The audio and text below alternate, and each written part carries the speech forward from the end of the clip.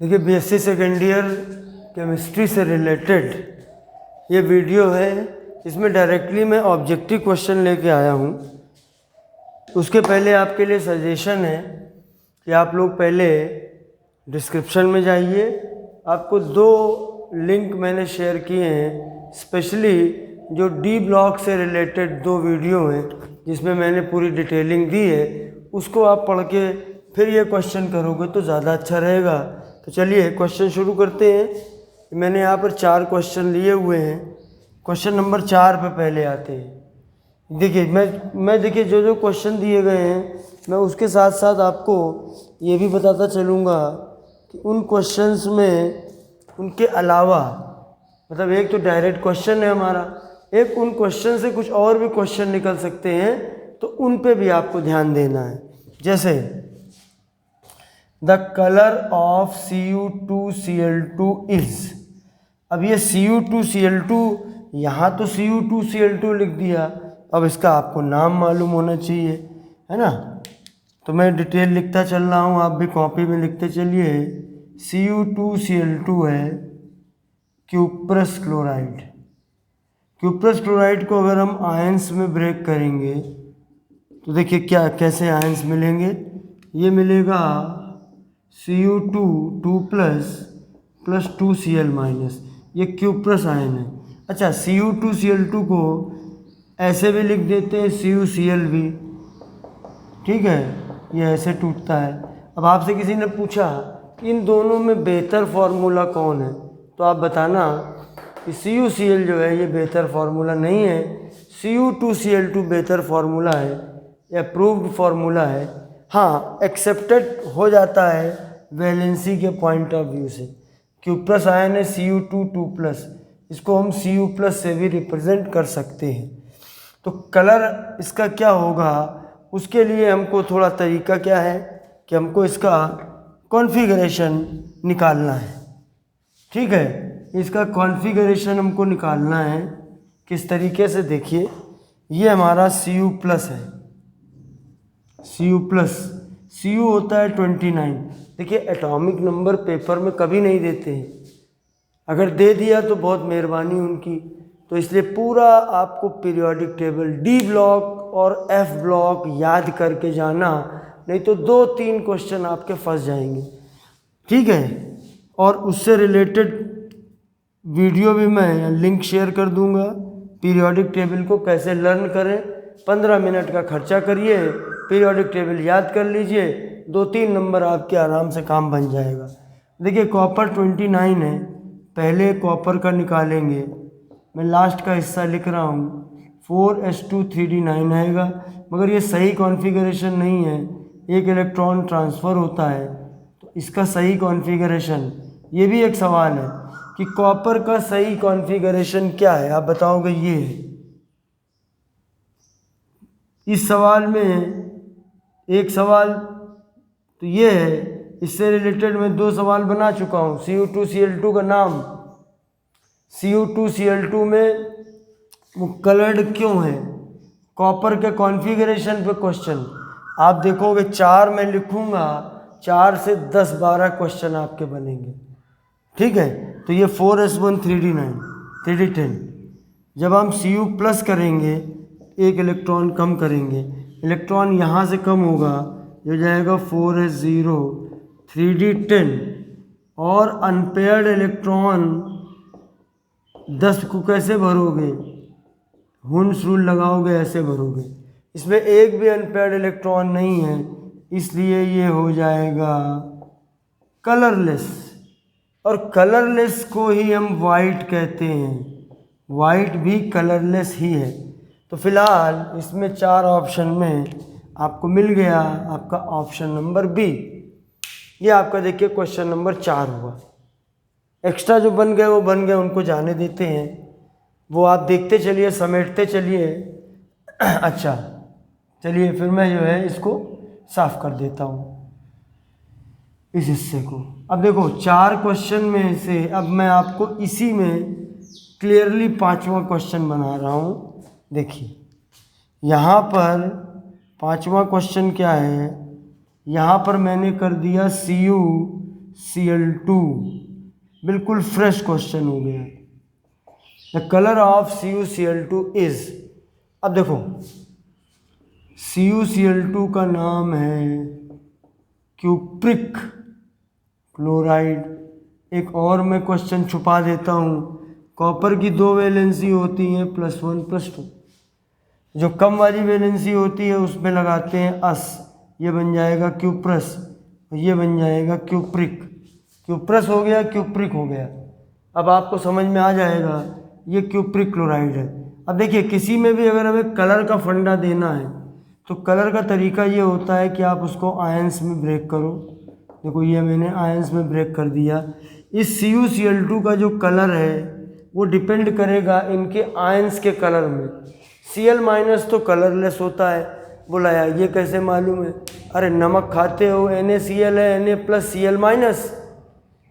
अगर नमक में कोई कलर तो होता नहीं है, वो तो वाइट होता है, तो कलरलेस है नमक, इसका मतलब है Na+ भी कलरलेस होगा, Cl- भी कलरलेस होगा। कुछ बातें ऐसे ही निकल आती हैं, दिमाग लगाओ बस।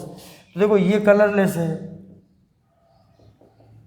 और ये कलर्ड होगा। अभी मैंने प्लस का बताया था Cu+1 का।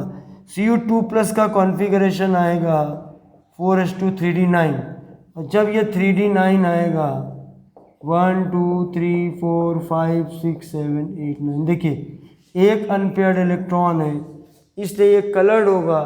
और अब कलर में कौन कलर होगा ये तो नहीं मालूम होता है, लेकिन अक्सर आप देखो ब्लू विट्रियल, कॉपर सल्फेट जो होता है वो ब्लू कलर का होता है, और सल्फेट आयन भी कलरलेस होता है। कैसे? सल्फ्यूरिक एसिड आपने देखा है कलरलेस होता है। ठीक है, तो देखिए ये आपका ब्लू कलर का होता है, इसलिए इसका ऑप्शन होगा ए। क्लियरली आप ये क्वेश्चन कहीं लिख लीजिएगा। इसमें मैंने क्वेश्चन BSc लेवल की बुक से उठाए हैं, प्रगति प्रकाशन के कई क्वेश्चन आपको इसमें मिलेंगे, और कई क्वेश्चन मैं अपनी तरफ से बना के भी डालूंगा। जितने ज़्यादा से ज़्यादा हो सकते हैं वो मैं क्वेश्चन इसमें लूँगा। इसमें और भी पार्ट बनाऊँगा, तो टॉपिक भी पढ़ाता रहूँगा और बीच बीच में ऑब्जेक्टिव क्वेश्चन भी डालता रहूँगा। ठीक है, इतना देखिए हमारा काम हो गया। अब हम और भी क्वेश्चन पे आते हैं। चलिए, अब हमारे में जो लिखे हुए क्वेश्चन हैं, देखिए सेकेंड, थर्ड और थर्ड क्वेश्चन दो मैंने ऐसे बनाए हैं जो आपको सजेस्ट कर रहा है आप ट्रांजिशन सीरीज़ याद करिए। 3 ट्रांजिशन सीरीज़ होती हैं। पहली ट्रांजिशन सीरीज़ 3D सीरीज़, इसको हम फर्स्ट ट्रांजिशन सीरीज़ कहते हैं।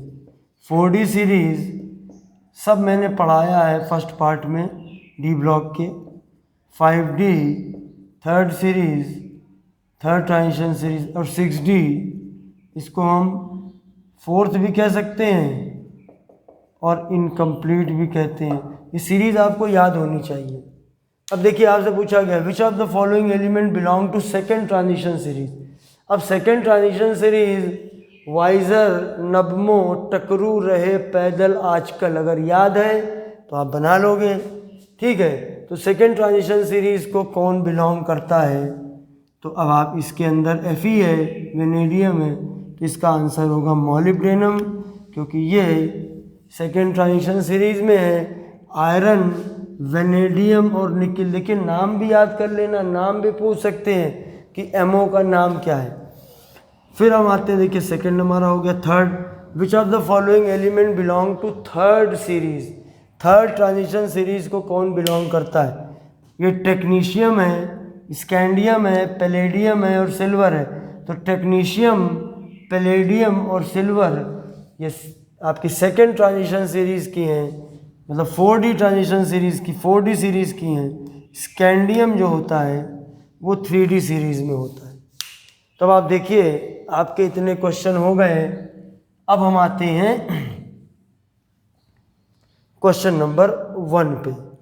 तो क्वेश्चन नंबर 1 पे जब हम आएंगे, देखिएगा क्वेश्चन नंबर 1 के लिए, इन ट्रांजिशन एलिमेंट द इनकमिंग, ये थोड़ा टेक्निकल क्वेश्चन है, एक क्वेश्चन समझ लोगे तो बहुत खेल बन जाएगा। The incoming electron occupies n-1d sub level. Sub level का मतलब सबशेल ही होता है। इन प्रेफरेंस टू कौन किसके पहले n-1d भरेगा। देखिए मैं आपको इसका तरीका बता रहा हूँ। जैसे आप इसको ऐसे लिख लीजिए 3s 3p 4s 3d 4p, मैंने यहाँ तक लिख लिया, यहाँ तक मैंने लिख लिया। अब आप देखिएगा ध्यान से, यहाँ पर n क्या है, तो n है इसमें जो highest value of principal quantum number. 4 quantum number होते हैं, उसमें पहला होता है प्रिंसिपल क्वांटम नंबर। तो जो हम लोग सबसे लिखते हैं s p d या f, उसके पहले लिखा हुआ जो नंबर होता है उसको हम बोलते हैं प्रिंसिपल क्वांटम नंबर। तो ये सब आपके 1 2 3 3 4 3 4 ये आपके प्रिंसिपल क्वांटम नंबर है। अगर कोई ऐसे कॉन्फ़िगरेशन लिखा है तो इसमें n की वैल्यू हो जाएगी 4। n की वैल्यू 4 मतलब जो हाईएस्ट वैल्यू है, सबसे बड़ा नंबर 4 है। उसके बाद n-1 क्या होगा, अरे 4-1 3 हो जाएगा। n-2 क्या होगा, 4-2 2 हो जाएगा।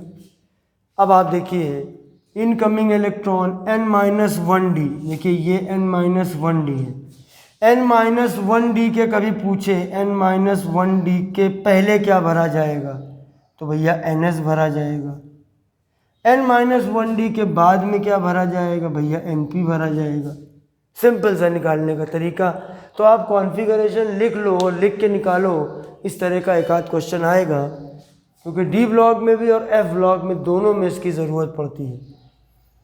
ठीक है, अभी फ़िलहाल मैंने एफ ब्लॉक पे कोई क्लास नहीं ली है, जब लूँगा तो उसमें भी इसी टाइप के क्वेश्चन मिलेंगे। तो अगर हम लोग इसको आंसर लिखें कि the incoming electron occupies n-1d sub level in preference to n-1d sub level in preference to, तो n-1d किसके पहले लिया जाएगा, np के पहले लिया जाएगा। तो इसलिए इसमें ऑप्शन नंबर बी हमारा करेक्ट होगा। कोई डाउट हो तो आप इसको पूछिए। सब्सक्राइब नहीं किए हो तो चुपचाप भैया सब्सक्राइब तो कर ही दो। चलिए अब आपकी स्क्रीन पे ये अगले 5 क्वेश्चन हैं, इनको देखते हैं। देखिए क्वेश्चन नंबर 6 क्या है, which of the following ion shows highest magnetic movement. देखिए क्वेश्चन नंबर 6 के लिए क्या है कि magnetic movement directly proportional to n, क्योंकि जो मैग्नेटिक मूवमेंट होता है म्यू, वो होता है √n+2 बोर मैग्नेटॉन। तो जितने ज़्यादा अनपेयर्ड इलेक्ट्रॉन होंगे उतना ज़्यादा उसकी मैग्नेटिक मूवमेंट की वैल्यू होगी। इसके लिए आपको करना क्या है कि कॉन्फ़िगरेशन करना है। आप इलेक्ट्रॉनिक कॉन्फ़िगरेशन करेंगे तो उससे आपको जवाब मिलेगा। तो एक एक काम को कॉन्फ़िगरेशन करना है। Again atomic numbers will not be given. अभी तक तो हमेशा यही होता आया है, अब इस बार क्या होगा पता नहीं, पेंडेमिक के चलते कुछ भी हो सकता है, लेकिन आपको ध्यान रखना है। तो चलिए मैं अब आपको बताता हूँ कि कैसे इसको अब हम सॉल्व करेंगे। क्वेश्चन नंबर 6 के लिए चलिए एक एक कॉन्फ़िगरेशन करते हैं। पहले हम आते हैं वेनेडियम 23, लास्ट का मैं लिखता हूँ हिस्सा 4s2 3d कितना 3। तो ये क्योंकि 20 यहाँ पे होता है और ये हो गया हमारा 23। और फिर वेनेडियम 3+ है तो 2 यहाँ से निकल गए और 1 यहाँ से निकल गया। यहाँ 3 थे, 1 यहाँ निकल गया तो 3d2। देखिए वेनेडियम का मैंने यहाँ लिख लिया, आया हमारा 3d2। फिर अब हम आते हैं क्रोमियम में। क्रोमियम 24 होता है और एक्सेप्शनल होता है, तो क्रोमियम का होगा 4s1 3d5, क्योंकि एक इलेक्ट्रॉन ट्रांसफ़र होकर चला जाता है। तो क्रोमियम पे वैसे भी क्वेश्चन आ सकता है। अब हमको बनाना क्या है, हमको बनाना है क्रोमियम 3+। 3+ है, इलेक्ट्रॉन 3 कम होंगे, 0 यहाँ हो गया और 2 इसमें कम होंगे तो ये 3D3 आएगा। दूसरे में आया 3D3। अब Fe3+ में आते हैं। Fe होता है 26 का होगा 4s2 3D6, लेकिन यहाँ पर हमारा 3+ है। अगर 3+ लगेगा 3 इलेक्ट्रॉन निकालो, एक यहाँ से निकलेगा और यहाँ 6 थे, 2 यहाँ से निकले, एक यहाँ से निकला, 3D5 हुआ, 3D5। और फिर कोबाल्ट 3+, कोबाल्ट होता है 27, 4s2 3D7, 27 हो गया। 3 इलेक्ट्रॉन निकालना है, एक यहाँ से निकलेगा, 2 यहाँ से निकलेंगे, एक यहाँ से निकलेगा, 3D6 बनेगा। ये सवाल में ऐसे भी पूछ सकते थे कि इसमें डी सबशेल में किस आयन में सबसे ज़्यादा इलेक्ट्रॉन होंगे। डी सबशेल में किस में सबसे ज़्यादा इलेक्ट्रॉन होंगे, तो इसमें हमारा आंसर हो जाता 3D6। लेकिन यहाँ पूछा गया हाईएस्ट मैग्नेटिक मोमेंट। आपसे ये भी पूछा जा सकता था कि किस में highest number of unpaired electron होंगे। तो इस क्वेश्चन नंबर 6 से भी 2-3 क्वेश्चन बन रहे हैं। अब मैं आपको दिखाता हूँ सारा खेल कि भैया 3D2 है तो 2 है, देखिए 2 है, 1 2 अनपेयर्ड इलेक्ट्रॉन 2। 3D3 होता 3D3 तो 3 होते, अनपेयर्ड इलेक्ट्रॉन हो जाते 3। 3D5 होता 5 ऐसे भरते, n होता 5। 3D6 है 1 2 3 4 5 6, n इक्वल टू होता 4। हाईएस्ट मैग्नेटिक मोमेंट या हाईएस्ट अनपेयर्ड इलेक्ट्रॉन किसके पास हैं, तो वो हैं आपके आयरन 3+ के पास में। देखिए आपका जो आंसर है वो है Fe3+। Fe3+ के पास सबसे ज़्यादा अनपेयर्ड डी इलेक्ट्रॉन थे, तो उसका मैग्नेटिक मोमेंट भी सबसे ज़्यादा होगा। चलिए ये हो गया हमारा क्वेश्चन नंबर 6। नोट करते चलिए विद क्वेश्चन, एग्जाम में टाइम नहीं रहेगा। Question number 7, which of the following element has unique electronic configuration. ये टर्म आपने जनरली इस तरह का क्वेश्चन नहीं देखा होगा। किसका कॉन्फ़िगरेशन यूनिक है, सबसे निराला, सबसे अनोखा। क्रोमियम तो आपको पता है एक्सेप्शनल होता है, पैलेडियम भी एक्सेप्शनल होता है, सिल्वर भी एक्सेप्शनल होता है, निकिल एक्सेप्शनल नहीं होता है, मगर वो यूनिक नहीं होता है, यूनिक नहीं होता है। ठीक है, तो इसमें मैं एक और चेंज कर देता हूँ तो और अच्छा बन जाएगा क्वेश्चन। यहाँ पे मैं डाल देता हूँ कॉपर। अभी फ़िलहाल चारों एक्सेप्शनल है, तो अब ज़्यादा अच्छा बन गया क्वेश्चन। तब हम देखते हैं, तो इसमें से में क्रोमियम का जब हम करेंगे तो इसका सही कॉन्फ़िगरेशन 4s1 3d5 आता है। तो कॉपर का करेंगे 4s1 3d10 आता है। मतलब पैलेडियम बड़ा होता है, 46 होता है। 46 में क्रिप्टन 36, 5s2 36 2 38, 8 4d8। देखिए ये आता है पैलेडियम में नॉर्मल, लेकिन इसमें 2 इलेक्ट्रॉन ट्रांसफ़र होते हैं, यहाँ से 2 इलेक्ट्रॉन ट्रांसफ़र होकर यहाँ पहुँचते हैं। इसका सही कॉन्फ़िगरेशन आता है 5s0 4d10। और उसके बाद आपका सिल्वर 47, ये भी एक्सेप्शनल है, पहले ये आएगा 5s2 4d9। और आपको पता है कि अगर लास्ट में d4 हुआ या d9 हुआ तो एक इलेक्ट्रॉन ज़रूर ट्रांसफ़र होगा, in order to make the D subshell either half filled और फुली फिल्ड। अगर d में 4 या d में 9 है तो उसके पहले वाले s से एक इलेक्ट्रॉन ट्रांसफ़र होके आएगा, ताकि डी में 5 हो सके तो वो फुली फिल्ड हो जाएगा, या डी में 10 हो सके वो हाफ फिल्ड हो जाएगा। और ऐसा तभी होता है जब सिर्फ एक इलेक्ट्रॉन की कमी होती है। ठीक है, तो ये हमारा जो इसका कॉन्फ़िगरेशन जो होता है वो 5s1 4d10 होता है। So where is the unique configuration? Palladium is the unique configuration. Why? Because here 2 electrons are transferred.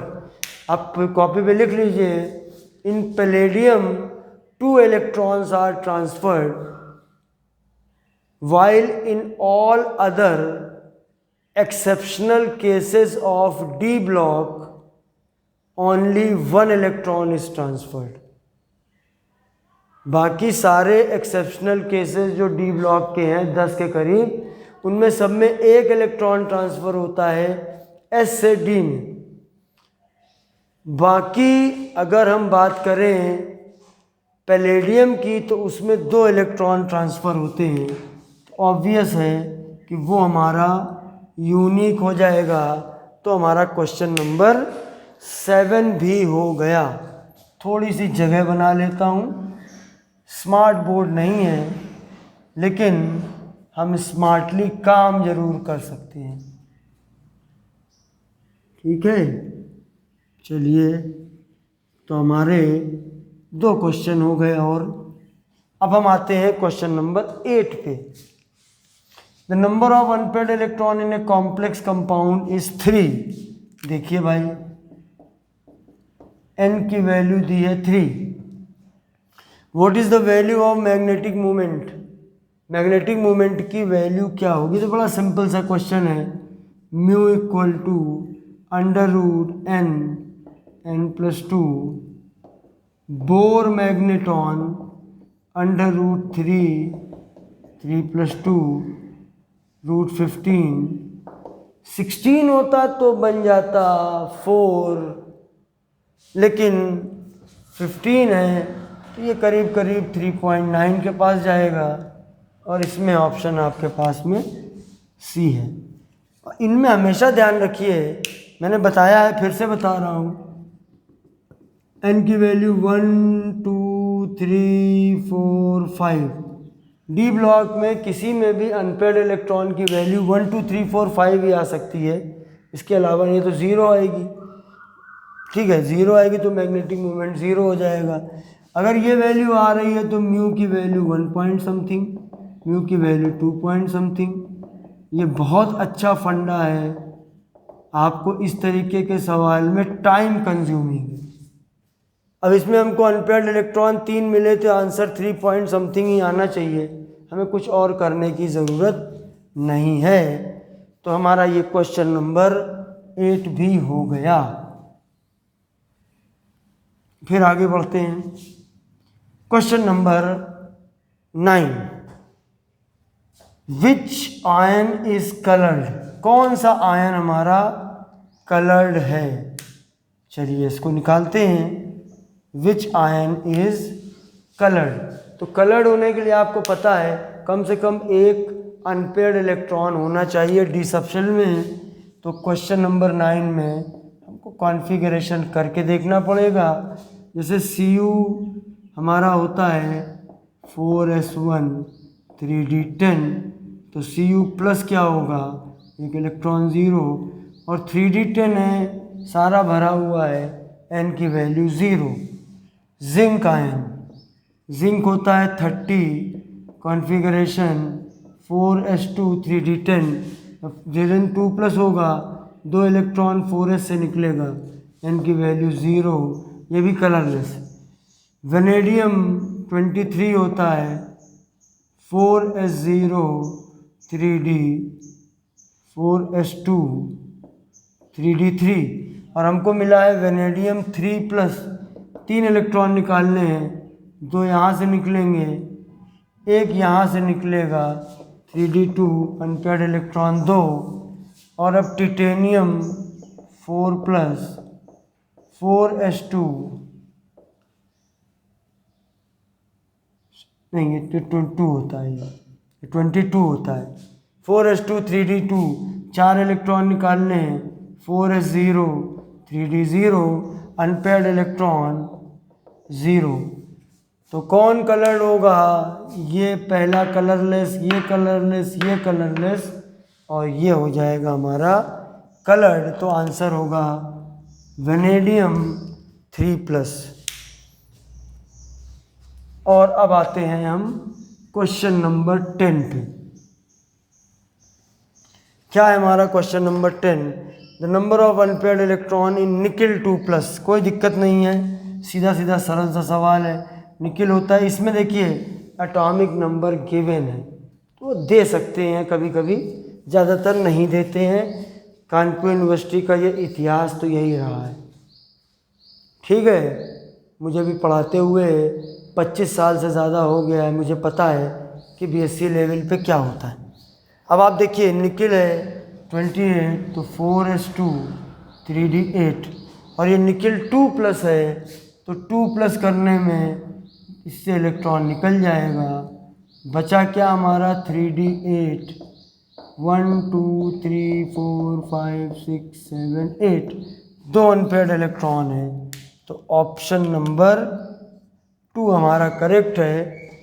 अब आप देखिए आपके सीधे सीधे 10 क्वेश्चन डायरेक्टली, इनडायरेक्टली 25-30 क्वेश्चन हो चुके हैं। अब देखिए सामने आपकी स्क्रीन में अगले 5 क्वेश्चन। तो देखिए कुछ इस तरह के क्वेश्चन भी आएंगे वर्किंग वाले, और कुछ थोड़ा लर्निंग की भी ज़रूरत पड़ेगी। तो देखिए question number 11, the elements of 3D 4D and 5D families. मतलब ये बात कर रहे हैं 3D series, 4D series, 5D series की।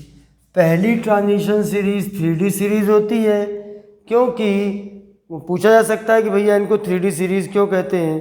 तो बोलेंगे कि जो लास्ट इलेक्ट्रॉन है, कहीं नोट कर लीजिए, जो लास्ट इलेक्ट्रॉन किसी एटम का होता है उसको कहते हैं डिफरेंशिएटिंग इलेक्ट्रॉन। डिफरेंशिएटिंग इलेक्ट्रॉन बोलते हैं, ठीक है, या उसको वैलेंस इलेक्ट्रॉन भी बोलते हैं, लास्ट इलेक्ट्रॉन। तो डिफरेंशिएटिंग इलेक्ट्रॉन जिनमें 3D सबशेल में इंटर करता है वो हमारे कहलाते हैं 3D फैमिली, और उसी तरीके से 4D और 5D है। एक और होती है 6D। तो इनको in periodic table are called, इनको क्या कहते हैं? Normal element, representative element.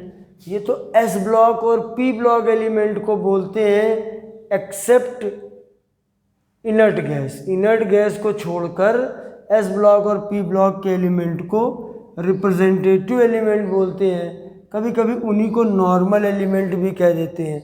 और जो inner transition element option number C में है, इनर ट्रांजिशन एलिमेंट, ये बोलते हैं F ब्लॉक एलिमेंट को। D ब्लॉक एलिमेंट को ट्रांजिशन एलिमेंट बोलते हैं। यहाँ ऐसा कोई ऑप्शन नहीं है, तो ऑप्शन नंबर D इज हमारा करेक्ट है। क्योंकि D ब्लॉक के एलिमेंट की खूबी क्या होती है कि वो कैटलिस्ट की तरह भी यूज़ होते हैं। तो भाई कौन से कैटलिस्ट की तरह से? तो कुछ खास जो कैटलिस्ट हैं, बड़े नामी गिरामी, उन पे आपसे सवाल पूछे जा सकते हैं। तो देखिए question number 12, the catalyst used in contact process for manufacture of H2SO4 is. तो आयरन है, क्रोमियम है, वेनेडियम पेंटॉक्साइड है और कॉपर है। मुझे इस तरह के क्वेश्चन अच्छे नहीं लगते हैं, क्योंकि इसमें ऑप्शन में V2O5 है, जो ये देखिए ऑड 1 है। भाई इसमें एलिमेंट लिखा है, इसमें एलिमेंट लिखा है, इसमें एलिमेंट लिखा है, इसमें कंपाउंड लिखा है। अब किसी को कुछ नहीं आता है तो वो क्या करेगा? कहेगा कि ऑड 1 को पिक कर दे। There is a principle of objective question that odd 1 answer should always be incorrect. जो आंसर ऑड हो, दिखने में ऑड लगे, बिना कोई लॉजिक लगाए, सिर्फ ऑड आपको ढूंढना है, कुछ डिफरेंट, कुछ अलग से ढूंढना है, तो वो आंसर गलत होना चाहिए। ठीक है, लेकिन कभी कभी वो लोग यही खेल खेलते हैं कि अगर किसी को ये प्रिंसिपल पता हो, खिलाड़ी को कैसे फंसाएं। फिलहाल इसमें आंसर यही है, ये है वेनेडियम पेंटॉक्साइड। इसका नाम है वेनेडियम पेंटॉक्साइड, और contact process manufacture of sulphuric acid में इसको हम यूज़ करते हैं। क्वेश्चन नंबर 13 पे आते हैं। इन हैबर्स प्रोसेस फॉर मैन्युफैक्चर में थोड़ा सा हैबर्स प्रोसेस के बारे में लिख देता हूँ, क्योंकि ये भी आपसे पूछा जा सकता है। 2NH3 N2 + 3H2 = 2NH3। ये रिएक्शन है अमोनिया बनाने का, इंडस्ट्रियल मेथड है। हैबर को इसी वजह से नोबेल प्राइज़ मिला था। लेकिन ये रिएक्शन अगर ऐसे ही नॉर्मली आप नाइट्रोजन और हाइड्रोजन को मिलाएंगे, रिएक्शन बड़ी धीमी होगी, बहुत स्लो स्पीड में होगी। तो उसको स्पीड को बढ़ाने के लिए हमें कैटलिस्ट की ज़रूरत पड़ती है। तो क्वेश्चन क्या पूछा गया है 13, in Haber's process for manufacture of ammonia which catalyst is used? Manganese, iron, cobalt and molybdenum. ये आंसर आपको याद करना पड़ेगा, क्लास 12th लेवल से आप पढ़ते आ रहे हो। इसका आंसर होगा आंसर नंबर बी। कैटलिस्ट वो सब्सटेंस होते हैं जो रिएक्शन की स्पीड को ऑल्टर कर देते हैं, चेंज कर देते हैं, बढ़ा भी देते हैं या घटा देते हैं। आजकल मॉडर्न केमिस्ट्री में कैटलिस्ट उनको माना जाता है जो रिएक्शन के रेट को बढ़ा देते हैं। मॉडर्न डेफिनेशन यही है। और जो घटा देते हैं उनको या तो हम नेगेटिव कैटलिस्ट बोलते हैं या बोलते हैं इनहिबिटर। उनको क्या बोलते हैं? इनहिबिटर बोलते हैं।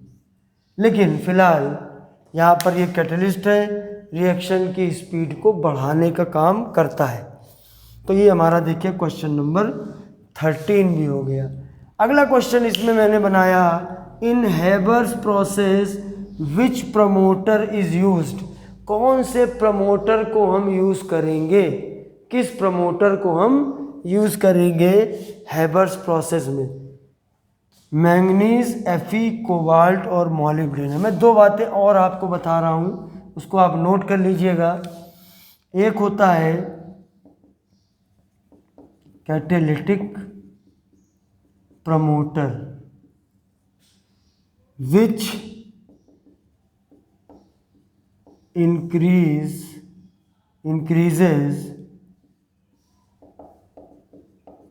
एक्टिविटी ऑफ कैटलिस्ट, जो कैटलिस्ट की एक्टिविटी को बढ़ा दें, जो सीधे सीधे रिएक्शन की स्पीड को बढ़ा दें, वो कैटलिस्ट है। लेकिन प्रमोटर वो सब्सटेंस हैं वो सीधे सीधे रिएक्शन की स्पीड को नहीं बढ़ा सकते हैं, वो कैटलिस्ट की एक्टिविटी को बढ़ाएंगे और फिर रिएक्शन की स्पीड बढ़ेगी। अगर आप सिर्फ प्रमोटर यूज़ करोगे तो कुछ नहीं होगा। उसको बोलते हैं कैटेलिटिक प्रमोटर। और दूसरे होते हैं कैटेलिटिक पॉइजन। क्या होते हैं? Catalytic poison. अब कैटेलिटिक पॉइजन क्या होते हैं ये भी मैं साइड में जो बता रहा हूँ बहुत ध्यान से पढ़ते चलिएगा। अगर आप ये सोच के जा रहे हो कि आप कुछ क्वेश्चंस करके जीत जाओगे तो नहीं जीत सकते हो। आप क्वेश्चन के साथ आपके पास थ्योरी का मटेरियल होना चाहिए, बहुत ज़रूरी है। मैं पूरा आपको बता रहा हूँ। और मैं कुछ क्लास आपको पेपर के पहले मैं आपको ऑर्गेनिक के भी ले लूँगा और फिज़िकल केमिस्ट्री के मैं ऑब्जेक्टिव क्वेश्चन करीब सारे करवा चुका हूँ। एक दो जो घटिया टॉपिक के छूटे हैं उन पे क्वेश्चन आने का कोई मतलब नहीं है, क्योंकि अब 100 नंबर का पेपर पूरा उसका नहीं बनना है। उसके हिस्से में 30-32 क्वेश्चन आएंगे फिज़िकल में। अच्छा, कैटेलिटिक पॉइजन क्या होते हैं कि ये डिक्रीज़ करते हैं, these decrease activity of catalyst। एक एग्जांपल बताता हूँ। फॉर प्लेटिनम, देखिए प्लेटिनम एक बड़ा आला दर्जे का कैटलिस्ट है, बहुत बढ़िया कैटलिस्ट है। लेकिन एक प्रॉब्लम है, उसके अंदर इम्प्योरिटी होती है और वो होती है आर्सेनिक ऑक्साइड की। Arsenic oxide is catalytic poison.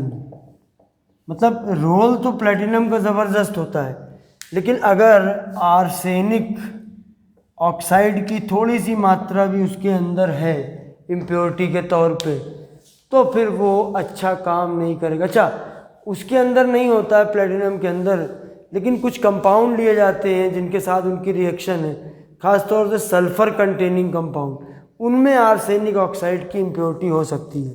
तो अगर उनमें आर्सेनिक ऑक्साइड की इम्प्योरिटी है तो प्लेटिनम अच्छे से काम नहीं कर पाएगा। बड़ा कामयाब कैटलिस्ट है, लेकिन बड़ा नखड़ीला है, महंगा तो होता ही है प्लेटिनम।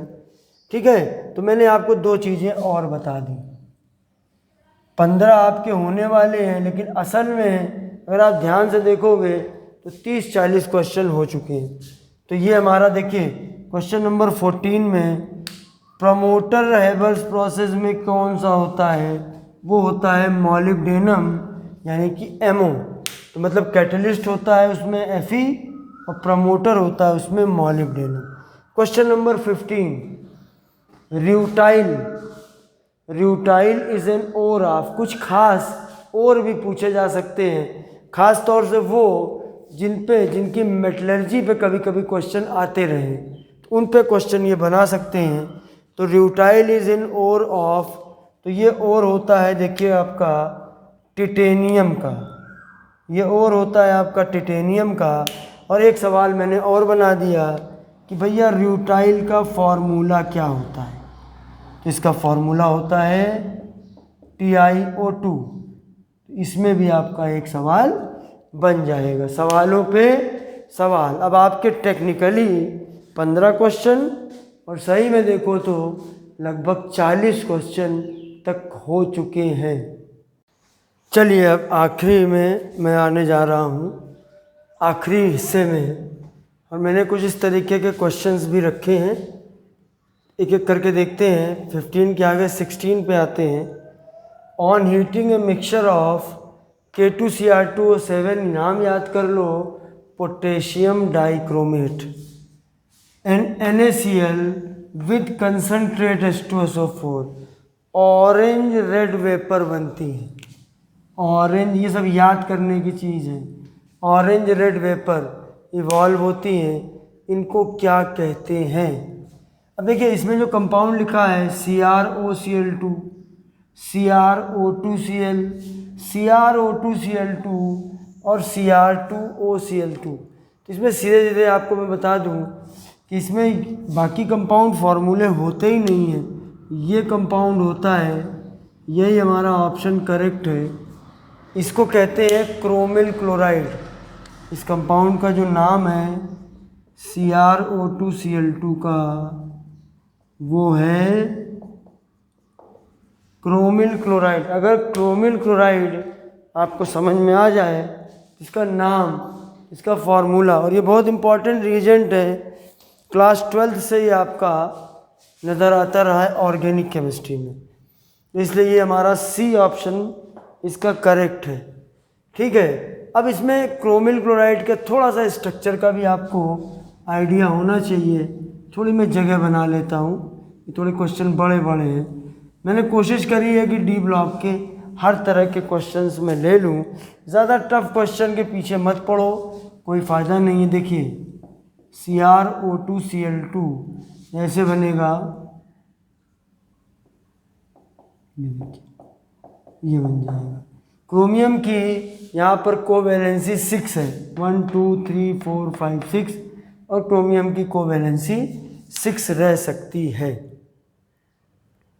अब हम आते हैं on passing SO2 sulphur dioxide on an acidified solution of K2Cr2O7, it turns green। Potassium dichromate भी ऑरेंज कलर जैसा होता है, और ये कह रहा है ये ग्रीन हो जाता है, तो किस वजह से होता है। देखिए इसके लिए आपको सिंपली ये ध्यान रखना है कि पोटेशियम डाइक्रोमेट, याद करिएगा, इस पे कई सवाल बन सकते हैं। सल्फ्यूरिक एसिड के साथ प्रेजेंस में अगर रिएक्ट करता है तो ये हमारा Cr2SO4 होल थ्राइस में कन्वर्ट होता है। ये आपका क्रोमिक सल्फेट है, याद करिएगा, Cr2SO4 होल थ्राइस। ऑप्शन क्या है? Potassium chromate, chromium sulphide, chromic sulphate, ये हो जाएगा हमारा ऑप्शन। तो ये हमारा देखिए 17th क्वेश्चन भी हो गया। आपके पास में अगर बुक है प्रगति प्रकाशन की तो आप उसको पढ़ लीजिएगा, उसमें क्वेश्चंस दिए हुए हैं। लेकिन ये मत सोचिएगा कि प्रगति प्रकाशन की बुक से पढ़ लोगे तो इस वीडियो का इम्पोर्टेंस नहीं रहेगा। मैं इन क्वेश्चंस को डिटेलिंग भी दे रहा हूँ, वो डिटेलिंग उसमें नहीं है, और मैं एक एक क्वेश्चन से 2-2 3-3 क्वेश्चन बना रहा हूँ, वो भी वहाँ पे नहीं मिलेगा। जो इसमें वीडियो में मिलेगा वो आपको कहीं नहीं मिलेगा। अब 18वें क्वेश्चन में आते हैं। In acidic medium KMnO4 is reduced to. इसमें भी याद करने की चीज़ होती है, पोटेशियम परमैंगनेट में मैग्नीज का Mn का ऑक्सीडेशन नंबर +7 होता है। अब ये सवाल पूछा जा सकता है कि मैग्नीज की हाईएस्ट ऑक्सीडेशन नंबर कितनी होती है, तो +7। डी ब्लॉक में 3D सीरीज़ में या फर्स्ट ट्रांजिशन सीरीज़ में सबसे ज़्यादा वैल्यू ऑक्सीडेशन स्टेट की किसकी है? मैग्नीज की है, और वो है +7। इसका रिडक्शन होगा, देखिए हमने एसिडिक मीडियम ले लिया तो इसका रिडक्शन जो होता है Mn2+ में होता है, Mn2+ में होता है। In acidic medium KMnO4 is reduced to, किस में रिड्यूस्ड होगा? Mn2+ में रिड्यूस्ड होगा, ठीक है। इन एसिडिक मीडियम K2Cr2O7, बड़ा इंपॉर्टेंट है ये भी, पोटेशियम डाइक्रोमेट K2Cr2O7। अच्छा, अक्सर इन दोनों में एसिड के तौर पे देखो, यहाँ पे भी अक्सर सल्फ्यूरिक एसिड और यहाँ पे भी सल्फ्यूरिक एसिड, इसीलिए ये Mn2+ के अलावा एक इस विकल्प पे भी ध्यान दो। जैसे इस ऑप्शन में Mn2+ की जगह वो MnSO4 भी डाल सकते थे, तो वो भी बन सकता है, ये या एक ही बात। इसमें क्या होगा? इसमें आपका Cr3+ बनेगा, और या फिर आपका बनेगा Cr2SO4 का होल थ्राइस। Cr की ऑक्सीडेशन नंबर 3 है साफ साफ, तो ये हमारा बनेगा potassium dichromate. In acidic medium K2Cr2O7 is reduced to, तो ऑप्शन नंबर 2 इज करेक्ट। 19 हो गया। 20th, in basic medium KMnO4 is reduced to K2MnO4। देखिए बेसिक मीडियम में या तो देखिए ऐसे लिखा जाएगा OH- या लिखा जाएगा KOH। तो जो KMnO4 होता है वो या तो हम लिखें K2MnO4, नाम दोनों के लिख लीजिए, ये है पोटेशियम परमैंगनेट और ये है पोटेशियम मैंगनेट, ठीक है। और इसमें आप देखिए, इसमें दूसरा आपको लिख सकते हैं MnO4-। तो in basic medium KMnO4 is reduce to, answer होगा K2MnO4। अच्छा, अब देखिए एक बात और बता दूं, इनमें ऑक्सीडेशन नंबर +7 से +2 रिडक्शन हो रहा है। अब K2Cr2O7 में देखिए इधर तो +3 है, इसमें भी Cr की +3 है, यहाँ निकालोगे तो +6 से +3 हो रही है। यहाँ के MnO4 +7, अब यहाँ पे सॉरी ये वाला MnO4 एक माइनस नहीं है क्योंकि MnO4 की वैलेंसी 2 है, मतलब 2 माइनस है। तो यहाँ पे जब Mn की निकालोगे तो वैल्यू निकलेगी +7 से +6, ठीक है। तो अब आप देखिए, अब तक मैंने आपको क्या पढ़ाया? डी ब्लॉक के 2 थ्योरी के वीडियो हो गए, डी ब्लॉक के एक क्वेश्चन का वीडियो हो गया। अभी डी ब्लॉक करीब करीब मैंने आपका समेट दिया। रेडॉक्स के 2 वीडियो मैं आपको दे चुका हूँ जिसमें कि मैंने आपको उसकी थ्योरी बताई है। और मैं एक प्लेलिस्ट बना दूंगा, आपको प्लेलिस्ट में जाइएगा, आपको प्लेलिस्ट में हेडिंग पड़ी होगी BSc second year chemistry CSJM 2021, उस पर जाके आप उसको पढ़ लेना, सारे वीडियो में कलेक्ट कर दूंगा, ठीक है। तो अब आपको आगे के वीडियो में या तो कोई थ्योरी का मिलेगा और या फिर आपको रिडॉक्स रिएक्शन के ऑब्जेक्टिव क्वेश्चंस का मिलेंगे। कहने को मैंने आपको 20 क्वेश्चन कराए हैं, लेकिन आप ध्यान से अगर एक एक क्वेश्चन में थोड़ा थोड़ा रुक के पढ़ोगे, वीडियो से प्रॉपर नोट्स बनाओगे, तो ये 20 क्वेश्चन कम से कम 50 क्वेश्चन के बराबर होंगे। जय हिंद।